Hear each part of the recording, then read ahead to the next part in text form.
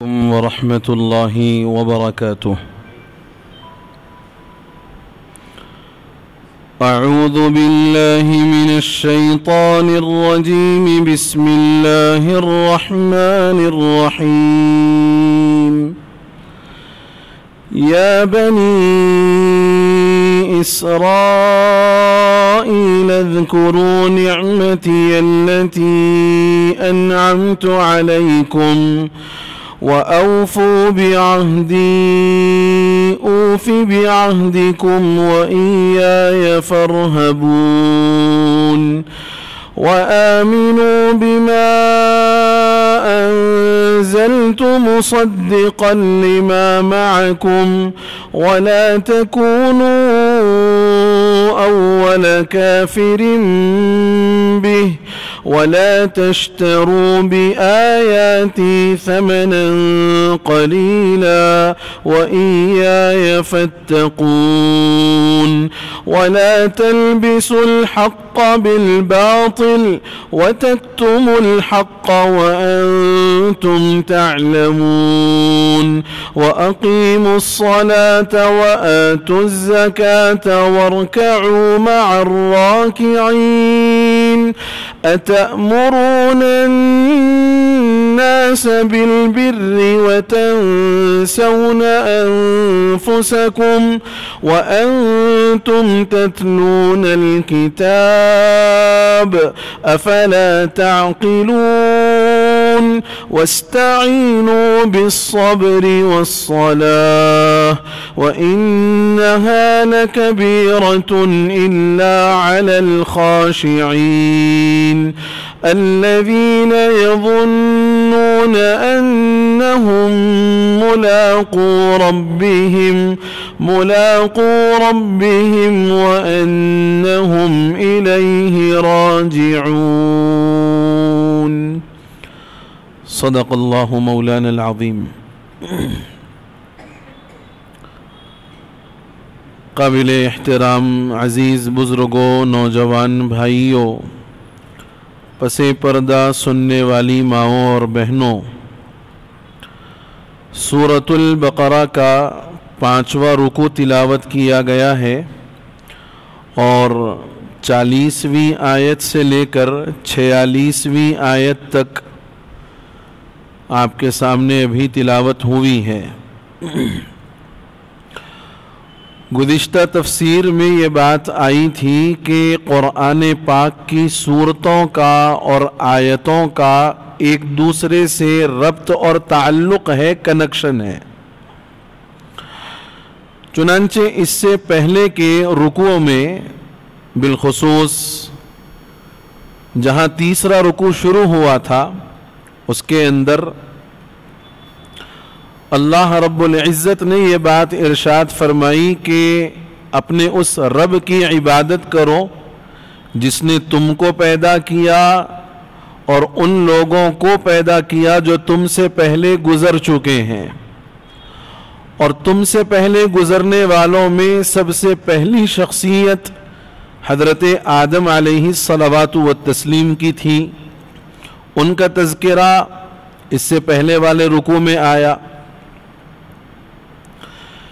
اس رکوع میں بنی اسرائیل کا تذکرہ ہے، اور اس رکوع میں بنی اسرائیل کا جو تذکرہ ہے وہ اجمالی تذکرہ ہے۔ مفصل اور تفصیلی تذکرہ اگلے رکوع سے شروع ہوگا۔ اس رکوع میں بنی اسرائیل کا اجمالی ہے۔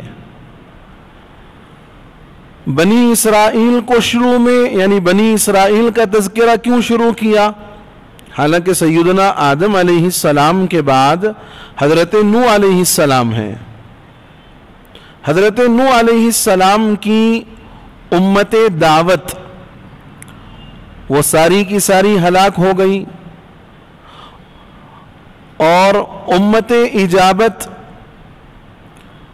اس میں سے چند افراد رہ گئے، اور حضرت نوح علیہ السلام کی جو نسل چلی وہ آپ کے 3 بیٹوں سے چلی، اس لیے وہ قابل التفات نہیں سمجھے گئے، اور سیدنا نوح علیہ السلام کے بجائے سیدنا ابراہیم علیہ السلام کا تذکرہ اللہ نے شروع فرمایا۔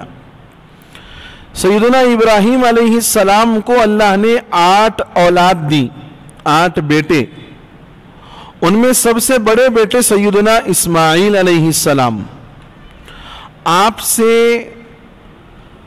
عربوں کی نسل چلی اور حضور پاک صلی اللہ علیہ وسلم سیدنا اسماعیل علیہ السلام کی اولاد میں شامل ہوئے، یعنی آپ کی نسل سے حضور صلی اللہ علیہ وسلم چلے ہیں، حضرت اسماعیل کی نسل سے۔ اور دوسرے بیٹے حضرت ابراہیم کے حضرت اسحاق، ان سے نسل چلی حضرت یعقوب علیہ السلام کی، یعنی حضرت اسحاق کے بیٹے حضرت یعقوب۔ اور حضرت یعقوب علیہ السلام کو اللہ نے 12 بیٹے عطا فرمائے، 10 بیٹے آپ کی پہلی اہلیہ سے اور 2 بیٹے آپ کی دوسری اہلیہ سے۔ ان 12 بیٹوں میں سیدنا یوسف علیہ السلام نبوت سے سرفراز کیے گئے، بھائیوں نے آپ کے ساتھ مکر کیا، آپ کو بازار مصر میں لے جا کر بلکہ قافلے والوں کے ہاتھوں آپ کو بیچ دیا، اور قافلے والوں نے بازار مصر میں حضرت یوسف علیہ السلام پر بولی لگائی، لیکن اللہ نے ان کی چالوں کو ناکام بنایا۔ سیدنا یوسف علیہ السلام کو مصر کا تخت شاہی عطا کیا، بادشاہ بنے، اور پھر رفتہ رفتہ سارے بھائی مصر آ گئے اور یہاں سے ان کی نسل چلی، 12 بھائیوں کے 12 قبیلے بنے۔ اور اللہ نے سیدنا یوسف علیہ السلام کے 400 سال بعد سیدنا موسیٰ علیہ السلام کو بنی اسرائیل میں نبی بنا کر بھیجا۔ کل ملا کر 4000 انبیاء بنی اسرائیل کے اندر بھیجے گئے، اور ان میں سب سے آخری جو نبی تھے بنی اسرائیل کے سیدنا عیسیٰ علیہ السلام۔ حضرت عیسیٰ علیہ السلام کے 671 سال کے بعد حضور پاک صلی اللہ علیہ وسلم کو مبعوث کیا گیا۔ یہ میں نے آپ کے سامنے تھوڑی تاریخ بیان کی بنی اسرائیل کی، اور ان آیات میں بنی اسرائیل کو اللہ رب العزت مخاطب کر کے چند خاص باتوں کا حکم ارشاد فرماتے ہیں۔ تو سب سے پہلے اسرائیل کا جو لفظ ہے اس کی تحقیق کر لی جائے۔ اسرائیل عبرانی زبان کا لفظ ہے، اسرائیل عبرانی زبان کا لفظ ہے، اور یہ 2 لفظوں سے مل کر بنا ہے، اسرا اور ایل، 2 الگ الگ ہیں۔ اسرا کے معنی آتے ہیں عبد، اور ایل کے معنی آتے ہیں اللہ۔ گویا اسرائیل کے معنی ہوئے عبداللہ، اللہ کا بندہ۔ علماء نے لکھا ہے کہ قرآن پاک میں اللہ رب العزت نے حضور صلی اللہ علیہ وسلم کو مختلف ناموں سے یاد فرمایا، کہیں مزمل فرمایا، کہیں مدثر کہا، کہیں یاسین اور طٰہٰ کہا، کہیں یا ایھا الرسول کہا، کہیں یا ایھا النبی کہا۔ مختلف ناموں سے حضور کو اللہ رب العزت نے یاد فرمایا، لیکن دیگر انبیاء میں سیدنا یعقوب علیہ السلام وہ واحد نبی ہیں جن کو اللہ رب العزت نے 2 ناموں سے یاد کیا ہے قرآن میں۔ ایک تو آپ کا اصلی نام یعقوب اور دوسرا اسرائیل۔ اب بنو اسرائیل کا مطلب ہوگا اسرائیل کی اولاد، یعنی یعقوب علیہ السلام کی اولاد۔ سب سے پہلے ان کو دعوت دی ہے اللہ رب العزت نے اپنے احسانات کو یاد کروا کر۔ اور بنی اسرائیل ایک ایسی قوم گزری ہے، اللہ نے بے شمار احسانات بنی اسرائیل پر کیے۔ سب سے پہلا احسان فرعون کے مظالم سے نجات دی، دوسرا احسان سمندر میں ان کے لیے راستہ بنایا، اور ایسا بھی نہیں کہ ایک راستے سے ساروں کو گزار دیا، بلکہ ہر قبیلے کے لیے الگ الگ 12 راستے بنائے اور فرعون کو ہلاک کیا اور فرعون کو سمندر سے اٹھا کر ان کے سامنے لا کر گرا دیا، یعنی پھینک دیا سمندر نے. کیونکہ جب فرعون پانی میں غرق ہوا تو چونکہ وہ بڑی طاقت والا تھا، بڑی صحت والا تھا، بنی اسرائیل کو یقین نہیں آیا کہ کیا فرعون کو بھی موت آ سکتی ہے. تو اللہ رب العزت نے سمندر کو حکم دیا تو سمندر نے فرعون کی لاش کو اٹھا کر سمندر کے باہر کنارے پر ڈال دیا. اب لوگوں نے جب دیکھا کہ ہاں واقعی یہ فرعون کی لاش ہے، یہ مر چکا ہے، تو پھر بنی اسرائیل کو اب اطمینان حاصل ہوا، اب سکون ملا کہ ہاں واقعی فرعون مر چکا ہے. پھر اس کے بعد اللہ رب العزت نے بنی اسرائیل پر تیسرا احسان یہ کیا کہ وادی تیہ میں بغیر محنت کے، بغیر مشقت کے حاصل ہونے والا دسترخوان اور اس پر غذا من و سلوہ ان پر نازل فرمائے. من و سلوہ کیا ہے؟ جب یہ آیات آئیں گی وہاں پر انشاءاللہ اس کی تشریح وہاں پر ہوگی. چوتھا احسان یہ کیا کہ ان کو ملک شام میں لے جا کر آباد کیا، وہاں حکومت اور سلطنت ان کو عطا فرمائی. اور ایسے کئی سارے احسانات ہیں جو اللہ رب العزت نے بنی اسرائیل پر کیے. نبوت کا سلسلہ چلایا، میں نے ابھی کہا 4000 انبیاء بنی اسرائیل میں اللہ نے بھیجے. یہ سارے احسانات کو یاد دلا کر اللہ رب العزت کہتے ہیں کہ میری ان نعمتوں کو یاد کرو جو میں نے تم پر کی ہیں اور میرے عہد کو پورا کرو. یعنی میں نے جو تم سے عہد لیا. کیا عہد لیا؟ مفسرین کہتے ہیں کہ بنی اسرائیل سے اللہ رب العزت نے 3 مرتبہ عہد لیا. ایک تو وہ عہد الست جس کے بارے میں ہم نے بہت پہلے بھی پڑھا ہے اور سنا ہے کہ سیدنا آدم علیہ السلام کی پشت پر اللہ نے ہاتھ لگایا تو ساری نسل جو ان کی قیامت تک آنے والی ہے اللہ کی ہتھیلی میں جمع ہو گئی. اللہ نے ان ساروں سے سوال کیا الست بربکم، اس کو کہتے ہیں عہد الست، کیا میں تمہارا رب نہیں ہوں؟ ساروں نے کہا کہ ہاں آپ ہمارے رب ہیں، آپ ہمارے پروردگار ہیں. یہ پہلا وعدہ لیا اللہ نے بنی اسرائیل سے، چونکہ سارے انسانوں میں بنی اسرائیل بھی شامل تھے. دوسرا عہد لیا ہے اللہ رب العزت نے انبیاء کے واسطے سے، جس کا ذکر اللہ رب العزت نے سورہ آل عمران میں فرمایا وَإِذْ أَخَذَ اللَّهُ مِيثَاقَ النَّبِيِّينَ لَمَا آتَيْتُكُم مِّن كِتَابٍ وَحِكْمَةٍ ثُمَّ جَاءَكُمْ رَسُولٌ مُصَدِّقٌ لِّمَا مَعَكُمْ، کہ تمہارے پاس انبیاء کی موجودگی میں یا انبیاء کے بعد آخری نبی جب آئیں گے تو ان کی اتباع کرنا تم پر لازم ہے. حضور پاک صلی اللہ علیہ وسلم جب تشریف لائیں تو ان کی اتباع کرنا لازم ہے، ان کے دین کو قبول کرنا ضروری ہے. یہ دوسرا عہد لیا. اور تیسرا عہد جب فرعون سے اللہ رب العزت نے ان کو نجات دی اور نجات دینے کے بعد جب یہ ملک شام میں آباد ہوئے تو اللہ نے اس کا تذکرہ سورہ مائدہ کے اندر فرمایا کہ ان لوگوں سے اس بات کا عہد لیا کہ تورات کو مانیں گے اور تورات کے احکام پر عمل کریں گے. وَلَقَدْ أَخَذَ اللَّهُ مِيثَاقَ بَنِي إِسْرَائِيلَ وَبَعَثْنَا مِنْهُمُ 12 نَقِيبًا. یہ 3 مرتبہ اللہ رب العزت نے بنی اسرائیل سے عہد لیا، اور ان تینوں عہدوں میں جو بات مشترک ہے وہ یہ کہ اللہ کی وحدانیت کو تسلیم کرنا اور رسول اللہ صلی اللہ علیہ وسلم کی رسالت کو ماننا. جب نبی پاک صلی اللہ علیہ وسلم مبعوث ہو جائے، آپ تشریف لے آئیں.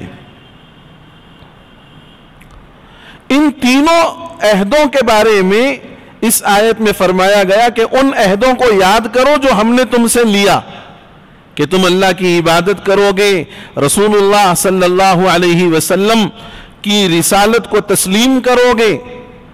اب فرمایا کہ اگر تم نے ان عہدوں کو پورا کر دیا تو میں اپنا عہد پورا کروں گا. اللہ کا عہد کیا ہے؟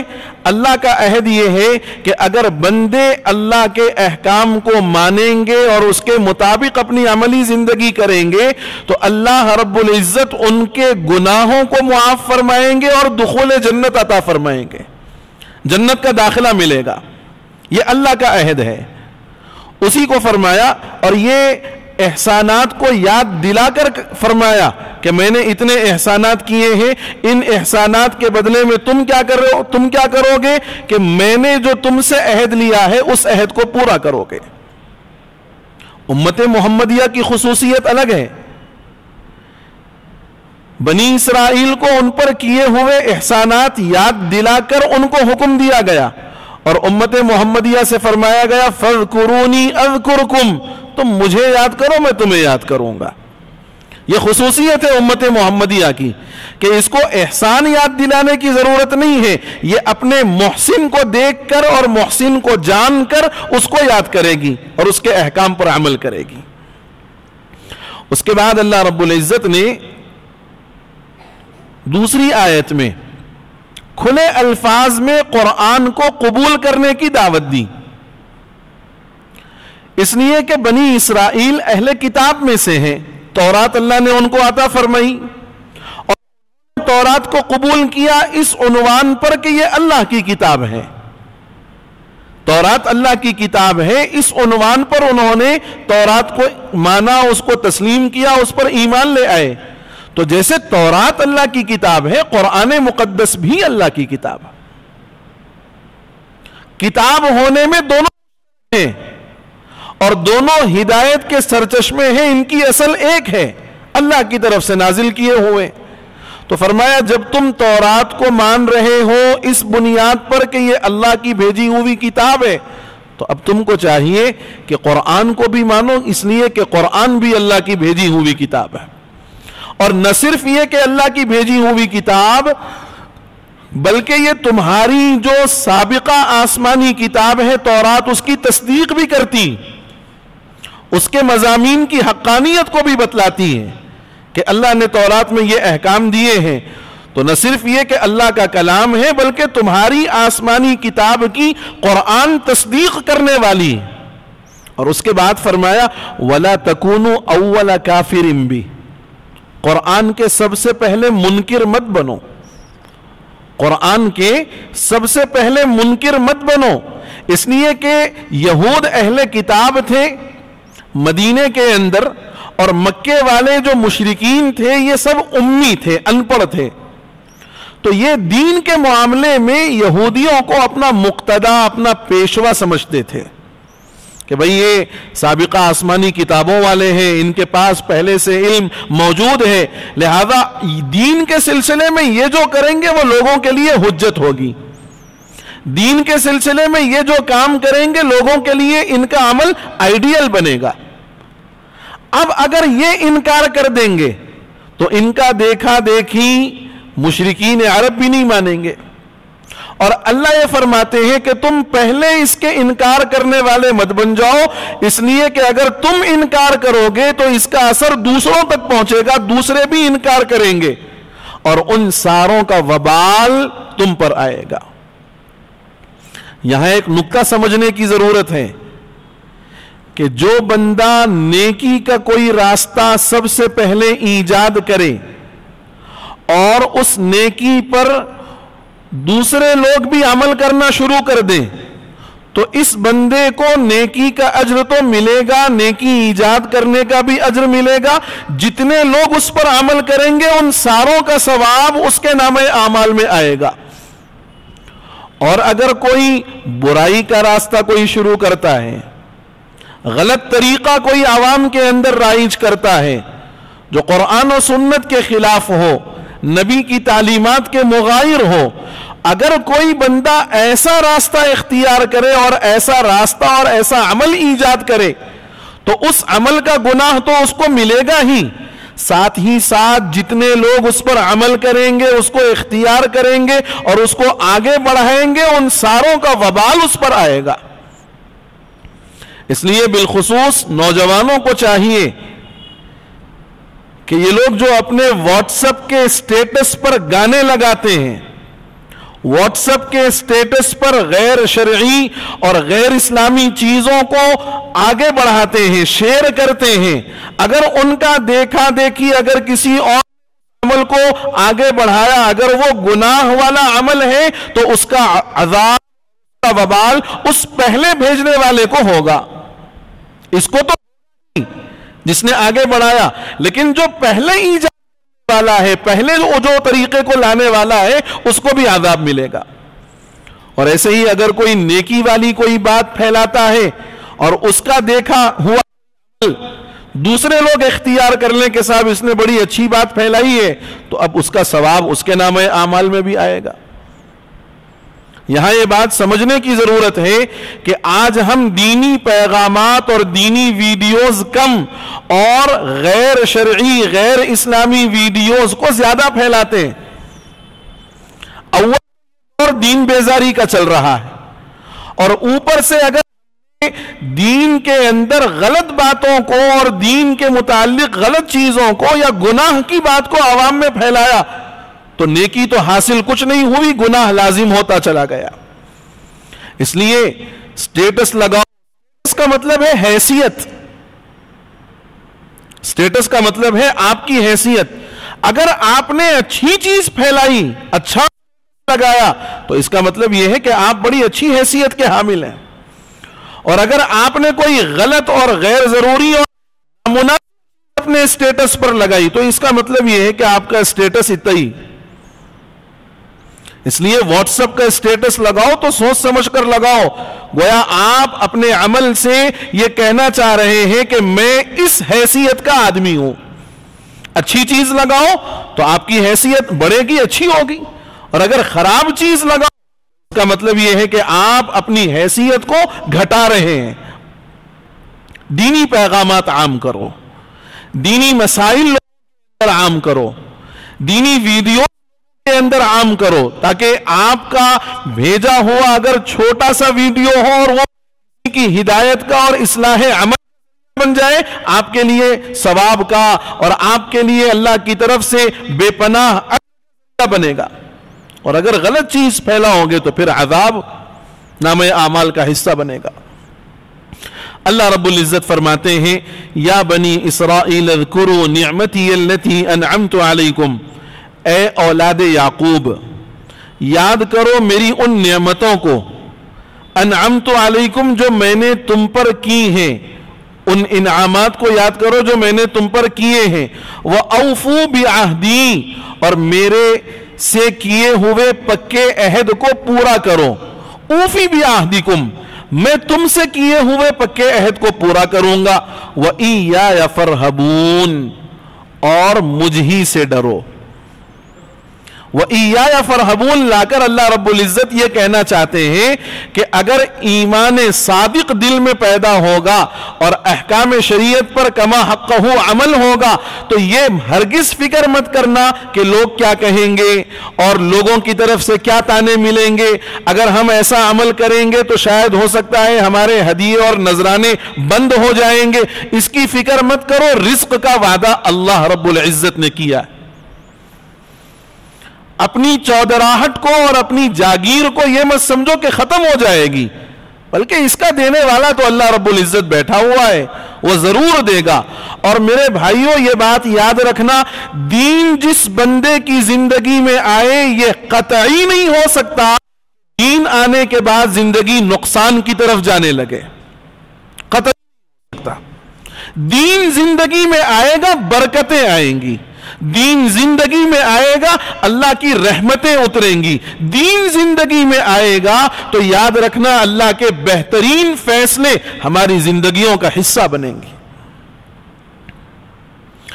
آگے فرمایا وَآمِنُوا بِمَا أَنزَلْتُ، ایمان لے آؤ اس کتاب پر جو میں نے نازل کی ہے محمد الرسول اللہ صلی اللہ علیہ وسلم پر.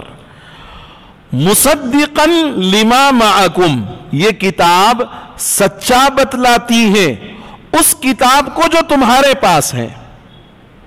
یعنی قرآن تورات کی بھی تصدیق کرتا ہے، انجیل کی بھی تصدیق کرتا ہے، زبور کی بھی تصدیق کرتا ہے کہ یہ اللہ کی طرف سے نازل کیے ہوئے ہیں. کب تک؟ تک کہ لوگوں نے اس میں تحریف نہیں کی، جب تک لوگوں نے احکام کو بدلا نہیں، اس وقت کہ یہ منزل من اللہ ہے.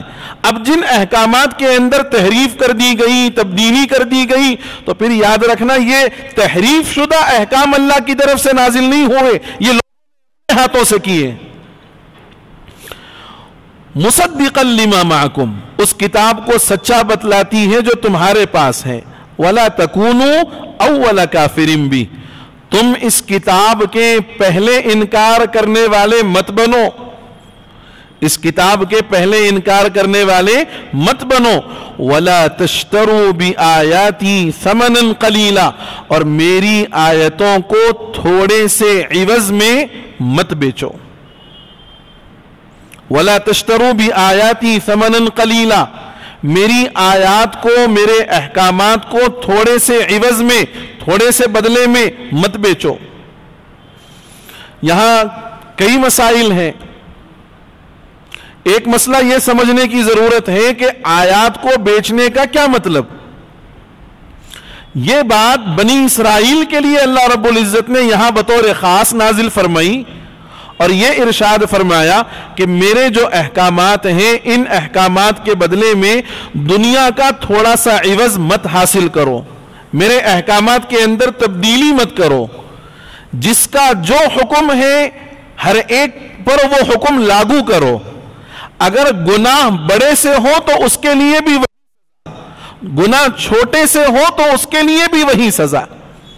لیکن یہود کیا کرتے تھے کہ اگر یہودیوں میں کوئی مالدار آدمی، خاندان قبیلے والا اگر کوئی گناہ کرتا، جیسے چوری کرتا، زنا کرتا، تو اس کی سزا میں تخفیف کرتے اور اس کے بدلے میں ان سے کچھ پیسے لے لیتے. اور اگر وہی کوئی کمزور اور کوئی بے حیثیت آدمی جس کا کوئی بڑا مقام و مرتبہ نہیں، اگر اس سے کوئی ایسا عمل سرزد ہوتا تو پھر اس پر وہ سزا لاگو کرتے جو واقعتاً تورات کے اندر اللہ نے بھیجی.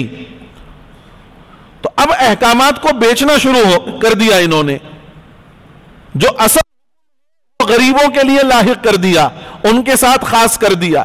اور حکم کے اندر کی وہ مالدار طبقوں کے ساتھ کر دیا کہ بھئی یہ کچھ دیں گے عوض، یہ کچھ بدلہ دیں گے، لہذا وہ بدلہ لے لیں گے اور ان کو چھوڑ دیں گے، کوئی سزا ان پر نافذ نہیں کریں گے یا ہلکی پھلکی سزا دیں گے. اللہ نے اس سے منع فرمایا. دوسرا مطلب یہ ہے کہ قرآن و سنت کے جو حاملین ہیں ان کے ساتھ ہمارا سلوک کیسا ہونا چاہیے. میں نے گزشتہ بھی کہا، بار بار کہنے کی ضرورت نہیں. یہ قرآن سنت کے جو حاملین ہیں ان کے ساتھ ہمارا سلوک مقتدا اور پیشوا جیسا ہونا چاہیے. کھلے الفاظ میں کہہ دوں تو یوں کہہ سکتا ہوں کہ ایک ایم ایل اے اور ایم پی اگر آتا ہے تو اس کے ساتھ جو سلوک کیا جاتا ہے اس سے کئی گنا زیادہ اعزاز اور زیادہ اکرام حاملین قرآن اور حاملین حدیث کا ہونا چاہیے. لیکن یہ ہمارا المیہ ہے کہ ہمارا مزاج بدل گیا. حالانکہ ایم ایل اے اور ایم پیز بھی قوم کے چندے پر پلتے ہیں، ایم ایل اے اور ایم پیز بھی قوم کے چندے پر پلتے ہیں. اور علماء، حفاظ، ائمہ، ان کے لیے بھی عموماً لوگ مساجد کے اندر جیسے اخراجات کے عنوان پر چندہ اکٹھا کرتے ہیں، ان کو بھی چندے کے ساتھ ان کی تنخواہ دی جاتی ہے. لیکن زیادہ چندہ اور زیادہ بھیک لینے والا وہ اور کم تنخواہ کرنے والا وہ قابل اہتمام نہیں ہے، وہ قابل توجہ ہی نہیں. غور کرنے کی ضرورت. ہمارے معاشرے کا بڑا سخت ہے. بہرحال توجہ ہو نہ ہو اللہ بہتر جانے، مگر اس پر اہتمام کے ساتھ توجہ سوچنے کی ضرورت. ایک تیسرا مسئلہ کہ کیا تعلیم قرآن پر اجرت لینا جائز ہے؟ قرآن پڑھا کر، بچوں کو مکتب پڑھا کر اور بچوں کو ٹیوشن پڑھا کر عربی کا فیس لینا یا اس کی جو ہے رقم لینا اور اس پڑھانے پر محنتانہ لینا جائز ہے؟ ابتدا میں امام اعظم ابو حنیفہ رحمت اللہ علیہ اور دیگر بہت سارے فقہا نے اس کو ناجائز قرار دیا، اور امام شافعی، امام احمد ابن حنبل فرماتے ہیں کہ جائز ہے. لیکن متاخرین حنفیہ یعنی بعد میں جو فقہا آئے انہوں نے حالات دیکھے کہ حالات کیا ہیں. ابتدا میں جتنے لوگ ائمہ ہوتے، قرآن کے معلمین ہوتے، ان کی تنخواہوں کا انتظام بیت المال سے ہوتا تھا، بیت المال ان کو تنخواہ دیتا تھا. اب چونکہ اسلامی نظام اور اسلامی حکومتیں ہر جگہ آباد نہیں ہیں، ہر جگہ قائم نہیں ہیں، اور ان کو ایسے ہی چھوڑ دیا جائے کہ صاحب نہیں بغیر تنخواہ کے کام کیجیے آپ، تو پھر اسلام کا ایک بڑا حصہ جو لوگوں تک پہنچنا چاہیے وہ گا، اس لیے کہ وہ اپنے فکر معاش کے لیے دوسری لائن اختیار کریں گے. کوئی محنت کرے گا، کوئی مزدوری کرے گا، کوئی دکان چلائے گا، کوئی کچھ اور کام کرے گا. اب اس کا نتیجہ یہ ہوگا کہ امت دین سے بے بہرا ہو جائے گی. اس لیے متاخرین حنفیہ نے کہا کہ تعلیم قرآن پر اجرت لینا جائز، امامت پر اجرت لینا جائز، مؤذنی پر اجرت لینا جائز. اس لیے کہ اگر مؤذن اور امام طے نہیں ہوں گے تو پھر مسجد میں اذان کون وقت پر دے گا اور وقت پر پڑھائے گا. اور اگر ایسا نہ کیا جائے تو امت کے دین کا بہت بڑا نقصان ہوگا کہ دین بتائے گا کون، دین ان کو سکھائے گا کون، ان کے بچوں کو قرآن کی تعلیم کون دے گا. یہ ایک ایسی اسلامی ضرورت ہے کہ اگر اس سے صرف نظر کر لیا جائے اور اس کو چھوڑ دیا جائے تو امت کا بہت بڑا نقصان ہے. اسی نقصان سے بچانے کے لیے متاخرین فرماتے ہیں کہ تعلیم قرآن پر اجرت لینا جائز. میں آپ کو بتاؤں، حضرت امام اعظم ابو حنیفہ رحمۃ اللہ علیہ، ان کے بارے میں آتا ہے کہ جب ان کے بچے نے سورت فاتحہ حفظ کی، جب ان کے بچے نے سورت فاتحہ حفظ کی، حضرت امام صاحب رحمۃ اللہ علیہ 1000 اشرفیہ ان کے استاذ کو تحفے میں دیتے ہیں. اس دور میں اگر حساب لگاؤ گے تو لاکھوں میں بیٹھے گی بات. 1000 اشرفیہ استاذ کو دیتے ہیں اور بڑے ادب اور احترام یہ کہہ کر دیتے ہیں کہ آپ نے میرے بچے کو قرآن کی ایک سورت حفظ کرا دی، یاد کروا دی، یہ آپ کا احسان ہے میرے اوپر. 1000 اشرفیہ اس زمانے میں دی گئی، اگر آج کا حساب کرو گے تو لاکھوں میں یہ بات بیٹھے گی. اور ہمارے ذہنوں میں یہ بات پتہ نہیں کس جاہل نے بٹھا دی کہ صاحب قرآن پڑھا کے پیسے لیتے، قرآن پڑھا کے پیسے لیتے. آپ قرآن تو فری میں پڑھانا، اور انگریزی تعلیم کے لیے اور دوسرے کمپیوٹر کورسز کے لیے لاکھوں کے لیے تیار ہیں، اور یہاں جب پیسے دینے کی بات آتی ہے تو ساری تنگی، سارے حالات اور ساری پریشانیاں دین کے معاملے میں آتی. یہ ہمارا المیہ دین ہمارے پاس کیوں عام نہیں ہو رہا، اس کی وجوہات ہیں. یہ دین سے ہماری غفلت ہے. یہ تعلیم قرآن پر اجرت کی فقہا نے صراحتاً اجازت دی ہے، مسجد کی امامت پر اجرت لینے کی اجازت دی ہے، مؤذنی پر اجازت آپ اجرت لیں. اگر نہیں لوگے تو پھر دین کے ایک بہت بڑے حصے کا نقصان ہو جائے گا. اس کے برخلاف ایک مسئلہ اور سمجھا دوں. در مختار فتاوی کی ایک کتاب ہے، اس کا ایک حصہ ہے شفاء العلیل. اس کے اندر صاحب در مختار نے لکھا ہے کہ میت کے ایصال ثواب کے لیے قرآن خوانی کروانا بالکل جائز، کروائیے، ثواب پہنچائیے میت کو. لیکن اس ایصال ثواب کے عنوان پر جو ہمارے علاقوں میں کئی حفاظ اسی کام کے لیے پھرتے رہتے ہیں اور پڑھ کر کے پھر پیسے وصول کرتے ہیں اور اللہ جانے کیا پڑھتے ہیں. میں بہت صاف کہتا ہوں آپ سے، 1 گھنٹے میں 10 سے 12 لوگ مل کر کے قرآن ختم، اور 5 سے 1.25 کے اندر 1.25 لاکھ مرتبہ آیت کریمہ کا ورد ختم. مسلمانوں نے بھی اس کو ایک رسم سمجھا قرآن خوانی کرانا ہے نا، کسی مدرسے کو بول دو 4 بچوں کو لے کے آتے ہیں انہوں، پڑھ کے چلے جاتے، کھانا کھلا دو، تھوڑا ہدیہ دے دو۔ علامہ شامی لکھتے ہیں کہ مردوں کے ایصال ثواب کے لیے یا گھروں کی جو ہے اوپننگ کے موقع پر، جس کو آپ اور ہم گھر برانی کہتے ہیں، یا کاروبار کی اوپننگ کے ٹائم پر جو قرآن خوانی کے لیے لوگوں کو بلایا جاتا ہے اور ان کو باضابطہ اجرت دی جاتی ہے، یہ لینا قطعاً جائز نہیں۔ اب لوگ بولیں گے صاحب اجرت نہیں دیے تو پڑھیں گا کون؟ پڑھو نا، آپ پڑھو نا، آپ کو نہیں آتا کیا پڑھنے؟ ہم یہ چاہتے ہی نہیں ہے کہ ہم ریڈی میڈ معاملہ ہے نا صاحب، ہر چیز ریڈی میڈ ہے، ریڈی میڈ بلاؤ پڑھاؤ، گھنٹے بھر میں کیا پڑھا کیا نہیں پڑھا اللہ جانے وہ جانے، 1 گھنٹے میں قرآن ہو گئی صاحب، ہو گئی آیت کریمہ چل رہا صاحب، 15 منٹ میں وہ بھی ہو جاتا، پون گھنٹے میں قرآن ہو گئی، ایک گھنٹے کے اندر 1.25 لاکھ مرتبہ کا آیت کریمہ کا ورد بھی ہو گیا، لفافہ کتنا صاحب؟ 5000 روپے۔ کیوں یہ جائز ہے؟ اس لیے جائز نہیں ہے کہ یہ اگر آپ نہ کرو گے تو دین کے کسی بھی حصے کا کوئی نقصان ہونے والا نہیں ہے، دین کے کسی حصے کا کوئی نقصان ہونے والا نہیں ہے۔ اور تعلیم جو اجرت ہے، امامت اور مؤذنی پر جو اجرت ہے، اگر وہ کا نقصان ہے، آپ دیکھ لو، یعنی اگر آپ کو میری بات سے اختلاف ہو، آپ عملی طور پہ کر کے دیکھ لو کہ امام صاحب مؤذن صاحب استعفیٰ دے دو، آج آپ ہم لوگ لیتے دیکھیں گے کون وقت پر آ کر اذان دیتا ہے، کون نماز پڑھاتا ہے۔ ہر مسجد کا معاملہ کہہ رہا ہوں، یہاں دینی ضرورت ہے، اس لیے یہ جائز ہے۔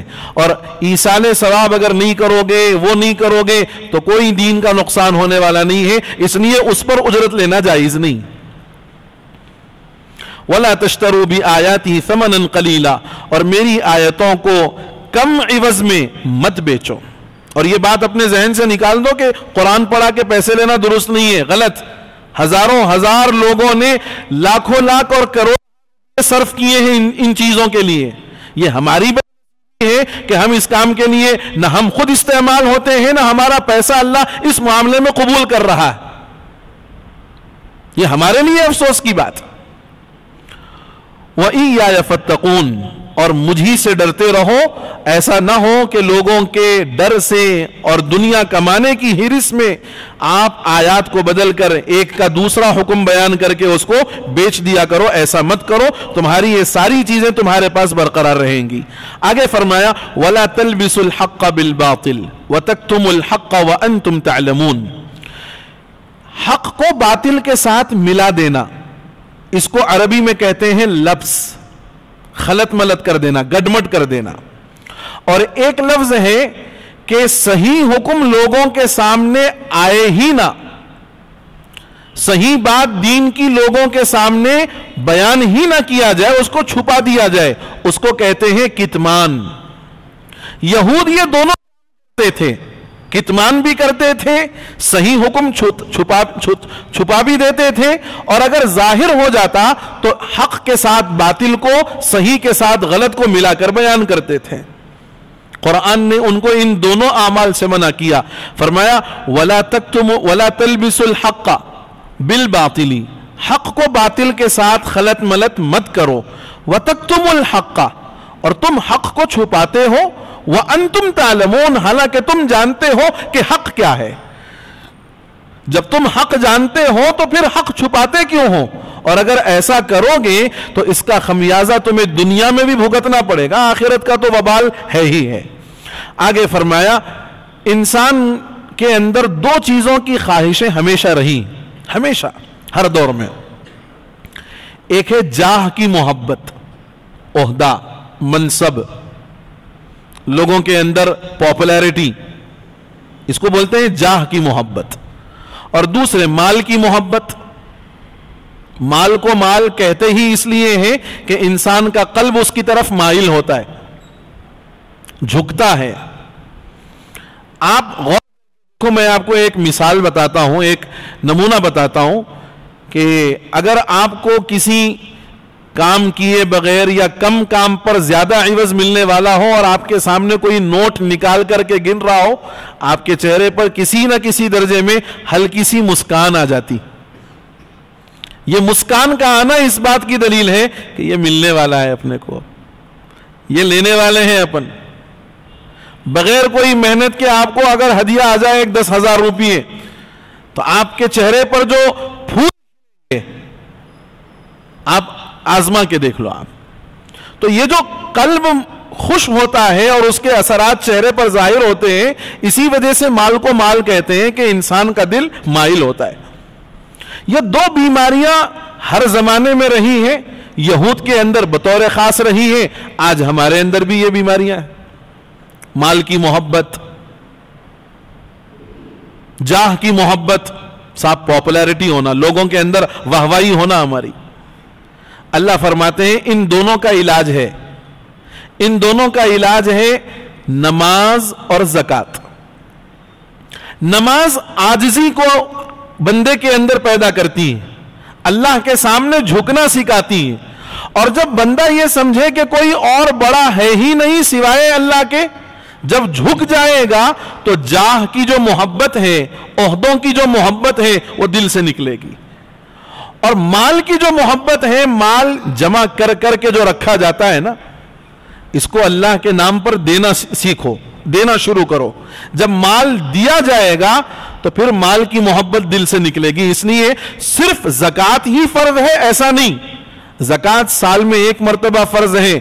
آپ کو حسب موقع جب آپ کی استطاعت ہو اور جب آپ کے اندر قابلیت آ جائے، آپ نفلی صدقات کا خوب اہتمام کرو. حضرت بلال رضی اللہ عنہ حضور کے پاس آئے، حضور نے فرمایا انفق یا بلال انفق علیک، بلال تم خرچ کرو، تم پر خرچ کیا جائے گا. یعنی تم دو، تمہیں اور ملتا رہے گا.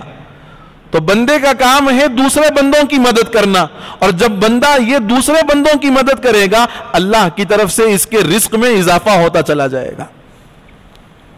وہ واقعہ آپ نے سنا ہوگا، بڑا عجیب واقعہ، کہ ایک آدمی موت کے بالکل قریب ہو گیا، وقت اس کا قریب تھا. اس کے سامنے 2 آپشن رکھے گئے کہ بھئی زندگی چاہیے یا رزق چاہیے. اگر زندگی چاہتے ہو تو پوسٹ پون ہو جائے گا، اور اگر رزق چاہتے ہو تو رزق مل جائے گا. میں اور آپ ہوتے تو کہتے کہ صاحب عمر ہونا اور ایک 40 سال 50 سال جیے جیسا رہنا. آپ 70 سال والے صاحب کو بھی جا کے پوچھو کیا حضرت، نہیں میاں اور ایک 10-12 سال جیے تو اچھا ہے. تو اس بندے نے عمر کا مطالبہ نہیں کیا، اس بندے نے کہا مجھے رزق چاہیے، اور مرنے تک میرا جتنا رزق ہے وہ پہلے ہی دن چاہیے، ایک دن میں پورا رزق چاہیے مجھے. سارا رزق اس کے پاس لا کر کے رکھ دیا گیا. اب اس بندے نے کیا کیا، وہ سارا رزق جب آیا تو اس نے پورے علاقے والوں کو وہ کھانا کھلایا، بانٹا. اللہ کا رزق اللہ کے بندوں میں بانٹا. کہا کہ میاں ایک مہینے کے اندر مسئلہ ختم ہونے والا ہے، 1 مہینے کا پورا رزق آپ کو دے دیا گیا. اب اس نے 1 مہینے کا سارا رزق بانٹ دیا. اللہ نے مخلوق خدا کی خدمت کی برکت سے عمر میں بھی اضافہ فرمایا، رزق میں بھی اضافہ فرمایا. پھر لکھا ہے کہ اس کے بعد وہ بندہ 40 سال جیا ہے، 40 سال جیا. 1 مہینے کی ٹائمنگ اس کی ختم ہونے والی تھی، ایکسپائر ہونے والا تھا، لیکن جب اس نے اللہ کے دیے ہوئے رزق سے بانٹا، اللہ نے رزق بھی بڑھا دیا، عمر بھی بڑھا دی. خرچ کرنا سیکھو اللہ کے نام پر، اور جب خرچ کرو گے تو اللہ تم پر خرچ کرے گا، تمہارے رزق میں اضافہ اللہ تعالیٰ فرمائیں گے. تو فرمایا ان دونوں کا علاج یہ ہے اقیم الصلاۃ، نماز قائم کرو، وآتوا الزکاۃ، اور زکات دو، وارکعوا مع الراکعین، اور رکوع کرنے والوں کے ساتھ رکوع کرو، یعنی نماز باجماعت پڑھو. نماز کے اندر ویسے بے شمار ارکان ہیں، قیام ہے، رکوع ہے، سجدہ ہے، قاعدہ ہے، ساری چیزیں ہیں، لیکن اللہ نے یہاں ورکعوا کا لفظ استعمال کیا. علماء فرماتے ہیں اس کی وجہ یہ ہے کہ یہود کی جو نماز تھی اس کے اندر سجدہ تو تھا، رکوع نہیں تھا. تو اب یہود کو یہ تعلیم دی گئی ہے کہ دامن اسلام سے وابستہ ہو جاؤ اور پکے سچے مسلمان بن کر مسلمان جیسی عبادت کرتے ہیں ویسی عبادت کرو. علماء فرماتے ہیں اس آیت سے جماعت کا حکم بھی ثابت ہوتا ہے کہ جماعت سے نماز پڑھنا یہ بے انتہا ضروری عمل ہے۔ حضور فرماتے ہیں کہ جو بندہ 5 وقت کی نماز با جماعت مسجد میں جائے، اللہ نے ذمہ لیا ہے کہ اس کو اپنی ذمہ داری پر جنت میں داخل کریں گے۔ اور جو بندہ نماز کا اہتمام نہیں کرتا، اللہ کی کوئی ذمہ داری اس سے متعلق نہیں ہے۔ اللہ خیالات کو، تفکرات کو، ٹینشنز کو اس کے دماغ میں بھر دیتے ہیں، اب وہ ہمیشہ ٹینشن میں پریشانی میں حالات ہے۔ نماز پڑھ کے دیکھو اور نماز کی عادت بنا کے دیکھو، زندگی یقیناً پرسکون بنے گی، پرسکون بنے گی۔ اس کے بعد فرمایا اتأمرون الناس بالبر وتنسون انفسکم وانتم تتلون الکتاب افلا تعقلون۔ علماء یہود کے بعض رشتہ دار یہ ایمان لے آئے اور اپنے علماء سے جا کر، یعنی یہود کے علماء سے جا کر جب یہ کہنے لگے کہ ہم نے مذہب اسلام کو قبول کیا ہے، حضور کی ہم نے اتباع شروع کر دی ہے اور دین اسلام کو ہم نے اپنا مذہب بنایا ہے، تو یہودی علماء نے کہا کہ جو مذہب تم نے قبول کیا ہے برحق مذہب ہے، سچا مذہب ہے، تم اس سے جڑے رہنا، اس مذہب کو مت چھوڑنا۔ اور پھر اپنے بارے میں کہا کہ ہم لوگ اس مذہب کو قبول نہیں کر رہے ہیں، اس کی کچھ وجہ کیا؟ ہمارے ہدیے نذرانے بند ہو جائیں گے، ہمارے حالات بگڑ جائیں گے اور ہمارے مسائل جو ہیں وہ خراب ہو جائیں گے، لہذا ایک کام کرنا، تم اس پر جمے رہنا اور اس سے ہٹنا نہیں، اس لیے کہ یہی برحق مذہب ہے۔ اللہ نے فرمایا ان کو ڈانٹ کے طور پر، اتأمرون الناس بالبر، لوگوں کو تو نیکی کا حکم کرتے ہو، وتنسون انفسکم، اور خود کو بھول جاتے ہو۔ لوگوں کو تو بول رہے ہو کہ بھئی نیکی کرو، اچھا کام کرو، بھلائی کا کام کرو، اور خود اس پر عامل نہیں ہو، خود اس پر عمل نہیں کر رہے ہو۔ یہاں سے یہ بات سمجھنے کی ضرورت ہے کہ کیا اگر کوئی آدمی بے عمل ہے، اگر کوئی آدمی بے عمل ہے تو کیا وہ بے عمل آدمی دوسرے کو نیکی کا حکم نہیں کر سکتا؟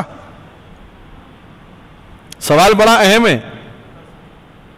اگر کوئی آدمی بے عمل ہے، اس کے اندر وہ عمل نہیں ہے، وہ عمل نہیں کر رہا ہے، اگر نماز کوئی آدمی نہیں پڑھ رہا تو کیا یہ نماز نہ پڑھنے والا دوسروں کو نماز کی تلقین نہیں کر سکتا؟ کر سکتا ہے۔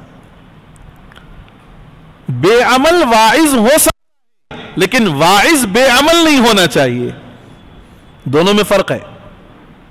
بے عمل، جس نے عمل نہیں کیا وہ دوسروں کو بول رہا ہے، لیکن جو بول رہا ہے اس کو بے عمل نہیں ہونا چاہیے، وہ پہلے عمل کرے۔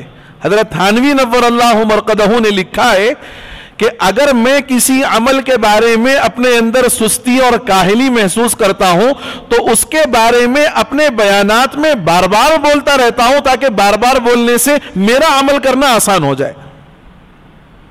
شیطان یہاں پٹی پڑھاتا ہے، ارے چپ بیٹھو یارو، تم نماز نہیں پڑھ رہے، تم کہاں لوگوں کو دعوت دیتے؟ تمہارے اندر دنیا کے خرابیاں ہیں، تم جا کے لوگوں کو اچھائی کا حکم کرتے۔ اب ایک عام آدمی جب یہ خیال اور یہ سوال اس کے ذہن میں آتا ہے، سوچتا ہے صحیح بات، میں تو عمل نہیں کر رہا ہوں، اب دوسرے کو کیا منہ لے کے بولوں گا؟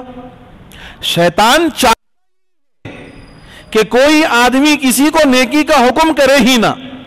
اچھا، پھر ہمارے معاشرے کا بھی ایک بڑا عجیب مسئلہ ہے، اگر کوئی عمل نہ کرنے والا بولے، جاؤ میاں جاؤ، پہلے اپنا مسئلہ دیکھو، اپنی حالت دیکھو، خود کو تو کچھ کرنے ہاتھ نہیں ہو رہا، آکے ہمارے کو بڑا بول رہے ہیں۔ یہ وہ آدمی کے لیے بھی زیب نہیں ہے کہ وہ یہ جملہ بولنے والے سے کہے۔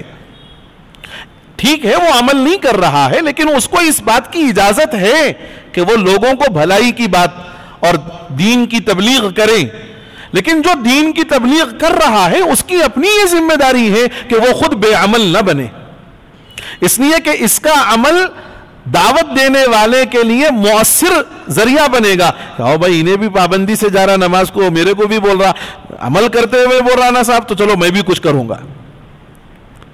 لیکن شیطان جو آتا ہے وہ یہ کہ بھئی اپن خود کچھ نہیں کر رہے ہیں، دوسروں کو کیا منہ لے کے بولیں گے؟ نہیں، یہی منہ لے کے بولیے آپ، اور بولتے رہیے. ہو سکتا ہے کہ بار بار کا بولنا ہمارے اندر عمل کا جذبہ پیدا کر دے. اس لیے کہ آدمی ایک مرتبہ بولا, 2 مرتبہ بولا, عمل تو نہیں کیا, 3 مرتبہ بولا, اب 4تھی مرتبہ بولنے سے پہلے سوچے گا یارو میں تو بول رہا ہوں لیکن خود عمل نہیں کر رہا ہوں, لہذا پہلے عمل بھی کرتا ہوں پھر بولتا ہوں. تو یہ آیت اس بات کی طرف اشارہ کرتی ہے کہ اگر ہم کسی مسئلے پر یا کسی معاملے میں عمل اگر دین کے مطابق نہیں کر رہے تو دوسروں کو دعوت ضرور دیں. اس دعوت سے ہمارے اندر عمل پیدا ہو سکتا ہے انشاءاللہ.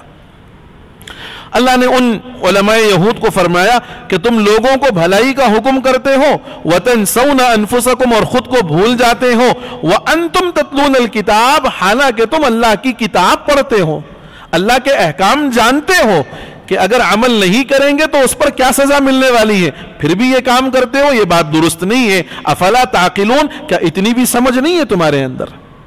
اس کے بعد فرمایا کہ جاہ اور مال کی محبت اگر ختم کرنا ہو تو نماز اور صبر کے ذریعے سے اللہ کی مدد حاصل کرو.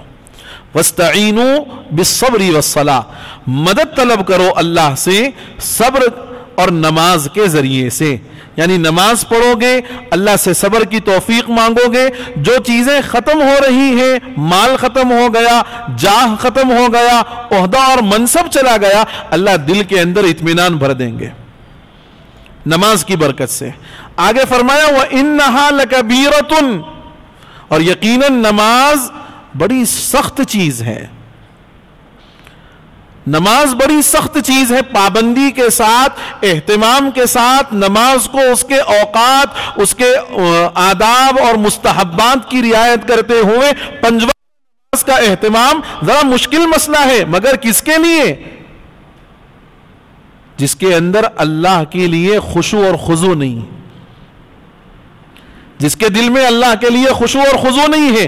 الا علی الخاشعین, مگر جن کے دلوں میں خشوع ہے, جو اللہ کے سامنے باادب بن کر حاضر ہوتے ہیں اور سمجھتے ہیں کہ ہم اپنے پروردگار سے ملاقات کرنے والے ہیں اور ہم کو لوٹ کر اسی اصلی گھر کی طرف جانا ہے, جنت کی طرف.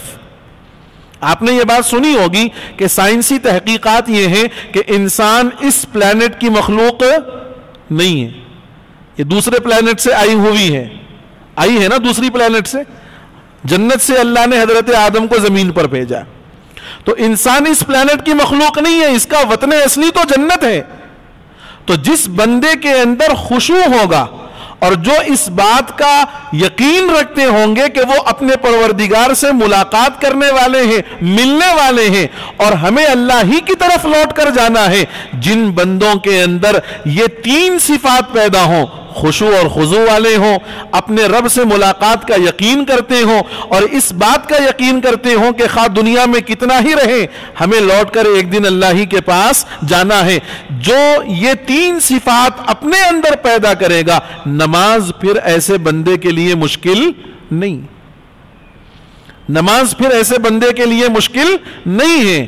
نماز کے اہتمام کے لیے یہ 3 خوبیاں اور 3 صفات اپنے اندر پیدا کرے. دل کے اندر خشوع ہو, اللہ کے لیے حضور قلبی ہو, دل اللہ ہی کی طرف متوجہ رہے ہمیشہ. اور جب دل ہمیشہ اللہ کی طرف متوجہ رہے گا, بندہ یہ چاہے گا کہ کب کب میرے رب کا بلاوا آئے اور میں کب اس کے بارگاہ میں پہنچ کر اپنی حاضری وہاں پر درج کروا دوں. اور اللہ سے ملاقات کا یقین کہ یہ دنیا فانی ہے, یہ دنیا چھوٹنے والی ہے, پہنچنا تو اللہ کے پاس ہے اور لوٹ کر اللہ ہی کے پاس جانا ہے. جب یہ 3 صفات پیدا ہوں گے, بندے کے لیے اہتمام نماز آسان ہوگا. یہاں ایک بات اور توجہ کی حامل کہ نماز یقیناً پڑھیں, خشوع اور خضوع کے ساتھ پڑھیں. اور اس کا یہ مطلب ہرگز نہیں کہ اگر خشوع اور خضوع نہیں ہے تو نماز بے فائدہ ہے, نہیں. خشوع خضوع نہ بھی ہو تو نماز فائدہ دیتی, خشوع خضوع اگر نہیں ہے تب بھی نماز فائدہ دیتی ہے, لیکن پڑھتے پڑھتے اپنے اندر خشوع اور خضوع کی کیفیت کو پیدا کرنے کی ضرورت ہے. اور نماز کے اندر خشوع پیدا ہوگا نوافل کی کثرت سے.